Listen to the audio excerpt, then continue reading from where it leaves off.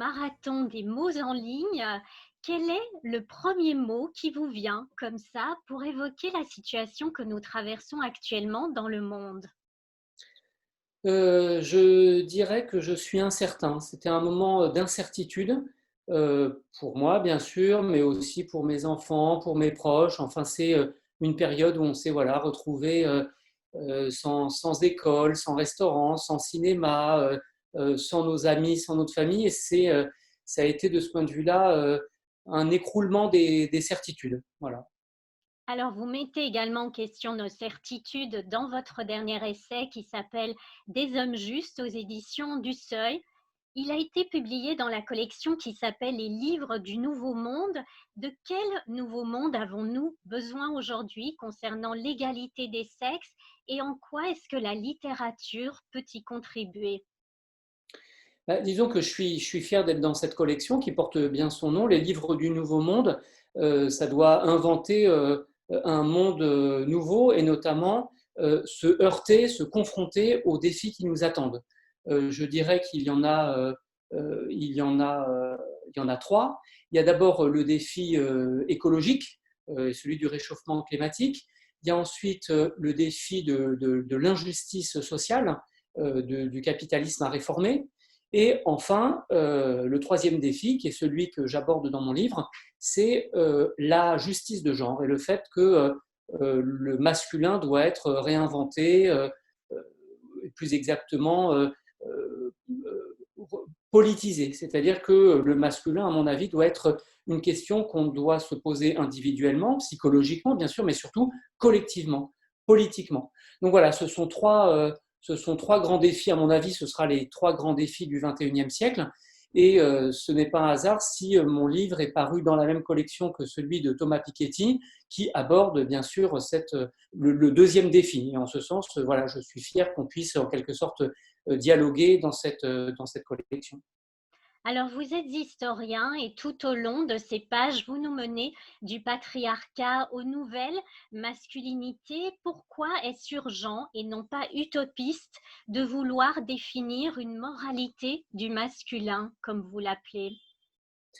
Bah, j'ai essayé de faire un livre sur la domination masculine et les moyens d'en sortir. C'est-à-dire que mon livre, c'est à la fois une enquête historique sur les sociétés patriarcales et un traité politique pour une nouvelle utopie.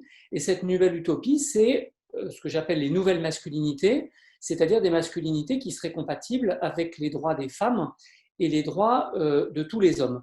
Donc oui, j'essaie de définir une morale du masculin, mais attention, ce n'est pas une morale simplement qu'on devrait comprendre au sens individuel. Ça ne renvoie pas simplement au comportement individuel, même si bien sûr c'est fondamental d'avoir une attitude égalitaire dans son couple, dans la rue, dans les transports, au travail, etc. Mais au-delà de cette morale entendue au sens individuel, il y a bien sûr les luttes collectives, les mobilisations, ce qui concerne l'État, mais aussi la sphère publique, des associations, des partis, des nouvelles plateformes, et notamment réinventer une utopie de la justice de genre pour le XXIe siècle. Donc le livre que je propose est une utopie dans la mesure où des hommes justes individuellement et collectivement, j'en ai jamais rencontré, et je crois qu'aujourd'hui la société n'est pas prête à rendre possible cette utopie, parce qu'encore une fois, on peut être quelqu'un de très bien dans sa vie privée, dans la mesure où collectivement il y a une prépondérance de genre ou une autorité sociale qui est accordée au masculin, vous voyez bien que ça dépasse de très loin nos choix individuels. Alors je dis que c'est une utopie, mais en revanche, ça ne veut pas dire que c'est irréaliste. J'emploie le terme d'utopie au sens d'élan vers l'avenir. C'est une utopie au sens plein du terme, tant il est vrai que les utopies d'avant-hier sont devenues en fait notre vie quotidienne. Qui au XIXe siècle aurait pu imaginer que l'État viendrait en aide aux plus défavorisés, aux pauvres, aiderait les malades, donnerait un congé maternité aux femmes enceintes, etc. Bon, pour nous, on voit bien que ça, c'est le b.a.-ba d'une société démocratique, mais encore au XIXe siècle, ça relevait de l'utopie. Donc l'utopie, pour moi, ici, c'est un guide pour le futur et pour justement sortir de cette incertitude qu'on abordait, qu'on évoquait tout à l'heure. Alors, ce qu'on n'aurait jamais pu imaginer non plus, c'est le phénomène MeToo qui a provoqué un véritable raz-de-marée dans le monde. Pourquoi est-ce que ce n'est non pas une chance, mais non pas une crise, pardon, mais une chance, comme vous l'écrivez? Et pourquoi est-ce désormais non plus aux femmes, mais aux hommes de s'interroger sur la masculinité?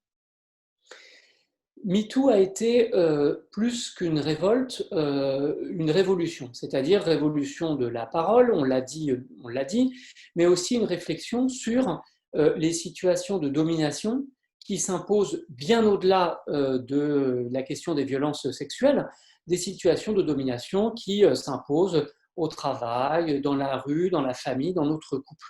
Donc, poser collectivement la question du masculin, c'est douloureux parce que c'est une question qui nous traverse hommes, femmes, mais aussi couples. Et se demander qu'est-ce qu'un mec bien, c'est une question à la fois intime et politique. Donc, par ce livre, j'ai essayé de lancer un débat, et ce débat consisterait à se demander de quelle masculinité on a besoin, de quelle masculinité voulons-nous. Et en ce sens, le masculin doit être politisé. Ce qui m'a beaucoup frappé aussi dans le mouvement MeToo, c'est ce que j'appellerais le silence des hommes. Beaucoup d'hommes sont restés en quelque sorte sur leur quant à soi, avec une espèce de méfiance, d'indifférence et parfois même d'hostilité. Et ce que moi j'ai voulu au contraire sortir du silence masculin, proposer de manière positive une masculinité qui soit compatible, je l'ai dit, avec les droits des femmes, mais qui soit aussi qu'on puisse associer à la justice et tout particulièrement à la justice de genre. Alors, il y a eu depuis le XVIIIe siècle des hommes qui refusaient les hiérarchies patriarcales, donc ce qu'on pourrait appeler des penseurs de l'égalité. En France, c'est par exemple Condorcet ou Fourier ou encore Léon Richet. Alors, ces pionniers, qui étaient très très isolés au sein des hommes, ces pionniers avaient l'ambition de mettre à niveau les femmes en termes de droits. Mais à aucun moment, ils n'envisageaient de changer la vie des hommes, de remettre en cause leur autorité sociale, leur prépondérance de genre, ou encore de dénoncer leurs privilèges bien souvent de naissance. Et moi, ma position, c'est qu'il ne s'agit pas simplement d'atteindre la parité ou l'égalité femmes-hommes. Bien sûr, c'est urgent, mais d'une certaine manière, ce n'est pas suffisant. Je crois que ce qui importe aussi, c'est tout simplement de changer la vie des hommes. Le masculin aujourd'hui n'est plus évident, le masculin n'est plus une norme absolue, et changer la vie des hommes, s'intéresser au masculin pour le rendre synonyme de justice, eh bien, ce serait une manière de dire que le féminisme peut devenir inclusif. Et d'une certaine manière, les prochains succès du féminisme se mesureront à l'aune des modèles masculins qu'on aura su réinventer. Donc le mot d'ordre qui est le mien et qui est celui de mon livre, c'est que c'est maintenant au tour des hommes de lutter contre le patriarcat. Les femmes, d'une certaine manière, ça fait des générations et des siècles qu'elles ont choisi de lutter contre des systèmes oppressifs ou des systèmes étouffants. Et bien maintenant, j'ai envie de dire, autour des hommes, de lutter contre le patriarcat qui détruit les femmes, mais qui empoisonne aussi la vie des hommes. Vous le montrez très bien également, c'est que nous n'arriverons qu'à ce progrès et ce bonheur collectif que si nous travaillons ensemble, main dans la main, hommes et femmes, en faisant évoluer notamment aussi l'éducation. Le féminin, il est souvent associé à la vie. Quelle part de féminin est-ce que vous avez découvert en devenant le père de filles et en écrivant aussi ce livre sur les hommes justes de demain? Alors, vous disiez à l'instant qu'il faut aller main dans la main.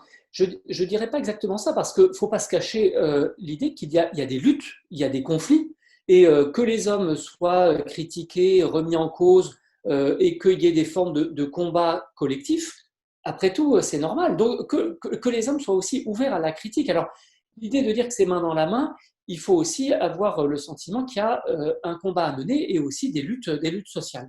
Mais sinon, vous avez parfaitement raison. Quand je dis que les hommes doivent entrer en quelque sorte dans le combat, c'est parce que l'égalité entre les femmes et les hommes, c'est une relation femme-homme. Et qui dit relation, dit modèle dual. Ça se fait à deux. Et bien sûr que ce sont les femmes qui, historiquement, ont porté et assumé les luttes féministes. Mais là où le rôle des hommes est important, c'est que cette relation se réinvente à deux, avec deux sexes, avec deux genres. Et en ce sens, oui, en effet, je pense que les hommes, enfin, il est urgent que les hommes prennent conscience de ces enjeux qui relèvent de la justice, c'est-à-dire en fait de la démocratie. Alors pour ce qui est de la part de féminin, je dirais que mon livre s'inscrit dans un parcours de genre. Depuis presque tout petit, j'en suis venu à me poser des questions sur mon sexe, mon genre et puis ma place dans l'ordre du genre. D'abord parce que j'ai reçu une éducation globalement traditionnelle, ensuite parce que ma socialisation à l'adolescence m'a fait ressentir une espèce de malaise dans le modèle viril, c'est-à-dire que très rapidement, je me suis pas senti à l'aise dans le modèle de virilité obligatoire, à l'école, dans les vestiaires, etc. Et puis quand sont venus les choix de l'historien, j'ai fait le choix de travailler sur des sujets, entre guillemets, féminins et maternels. J'ai commencé à travailler sur les enfants abandonnés, celles qu'on appelait au XIXe siècle les filles-mères, c'est-à-dire les mères qui sont obligées, en raison de la misère ou de la misogynie ambiante, obligées d'abandonner leurs enfants. Et puis, en 2016, un an avant le mouvement MeToo, j'ai publié mon livre Laetitia, qui est un livre qui est la biographie de Laetitia Perret, une jeune fille tuée sauvagement à l'âge de 18 ans. Donc, c'était un féminicide. Et j'ai essayé de comprendre comment une société a, d'une certaine manière, conduit, sans le vouloir, progressivement à ce féminicide. Et une des conclusions générales que je propose dans ce livre, c'est que en moins de 20 ans, Laetitia a été fragilisée puis détruite par le spectre des violences masculines qu'elle a traversé, d'abord en tant que bébé, puis en tant que petite fille, fillette, puis en tant qu'adolescente, puis enfin en tant que jeune femme. Et donc c'est toute une société qui peu à peu a contribué à ce féminicide, c'est-à-dire à cette mise à mort d'une femme en tant que femme. Merci beaucoup, Yvan Jablonka, et surtout, portez-vous bien. Merci beaucoup, merci à vous tous et à vous toutes qui nous écoutez. Merci. Au revoir. Au revoir.